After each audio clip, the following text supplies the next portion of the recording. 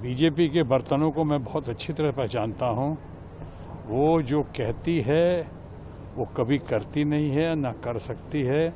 अभी इलेक्शन के पहले और इलेक्शन के दौरान आपने देखा बीजेपी ने क्या क्या नहीं कहा है और क्या क्या वायदे नहीं किए। पूरा करने की ना क्षमता है उनके अंदर, ना इरादा है, ना करेंगे। अभी बजट में भी जो बातें की हैं आपने देखा है, जिस तरह से डिवीजन करने की कोशिश की है, विभाजन करने की कोशिश की है। आपने अपने सहयोगियों का भला किया, अच्छा किया है, चाहे आंध्रा का हो कि बिहार का मामला हो। हम उस पर कोई टीका टिप्पणी नहीं कर रहे हैं।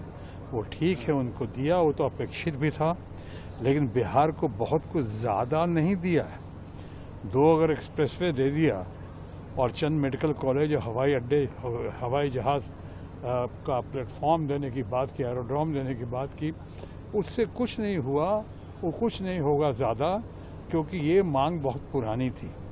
ये तो वहाँ की सरकार, जब तेजस्वी यादव भी थे, चाहे नीतीश बाबू भी थे, तब से उनकी ये मांग बराबर चलती आ रही थी। उसी तरह से आज जिस तरह से कल बजट भाषण में यानी रोल मॉडल बनकर जिस तरह से हमारे अपने बंगाल के अभिषेक बैनर्जी सामने आए उभर कर, जिस तरह से अभिषेक बैनर्जी ने अपनी तकरीर रखी, वो रोल मॉडल बनकर मैं समझता हूँ पार्लियामेंट के अंदर वो एक पार्लियामेंट के लिए एक सबक था कि लोगों को सीखना चाहिए।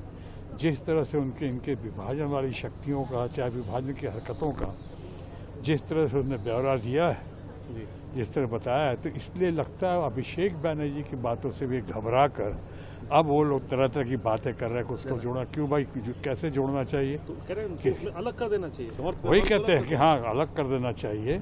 ये सब कौन कह रहा है? किसके अंदर शक्ति है, क्षमता है, अकल है?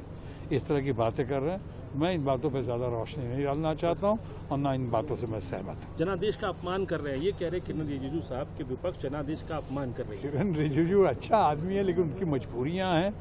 कुछ तो मजबूरियाँ रही होंगी, यूं ही कोई बेवफा नहीं होता। किरण रिजिजू अच्छा आदमी है, लेकिन ये सब कहा जा रहा है उनको सिखाने पे। वो लोग जो ऊपर से कह रहे हैं वो बातें कर रहे हैं, वो उनकी बातों में, या मैं ऐसा कहूँगा कि बीजेपी या ये सरकार जो एनडीए की सरकार है, अब इनकी बातों में कोई दम नहीं है। फ्रस्ट्रेशन है इनके अंदर, डेस्परेशन है, घबराहट है, बौखलाहट है। और जैसा कि कल अभिषेक बैनर्जी ने कहा कि बोरोड टाइम पे चल रही है एनडीए और बोरोड टाइम पे चल रहे हैं हमारे माननीय प्रधानमंत्री।